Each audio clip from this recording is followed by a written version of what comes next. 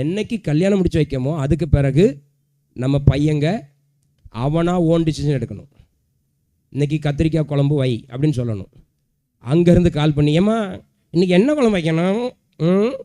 சாவ போகிற, புரியுதா?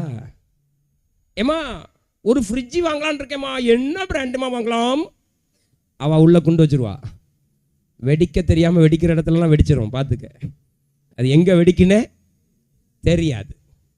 கல்யாணத்துக்கு பிறகு அடுத்த நாள் ஃப்ரிட்ஜு வாங்கணும்னா யார் முடிவு எடுக்கணும்?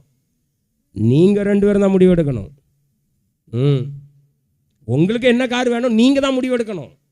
எங்கள் அப்பா ரொம்ப சர்வ வல்லவர், அதனால் அவர்கிட்ட கேட்கன்னு வந்துடாத அபி.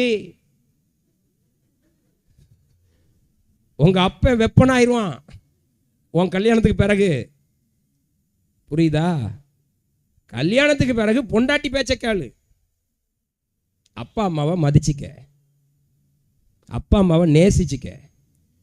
அதுக்கு பிறகு எங்கள் அப்பா கீரோ, உங்கள் அப்பா சீரோன்னு உங்கள் அம்மாவுக்கு தெரியும்.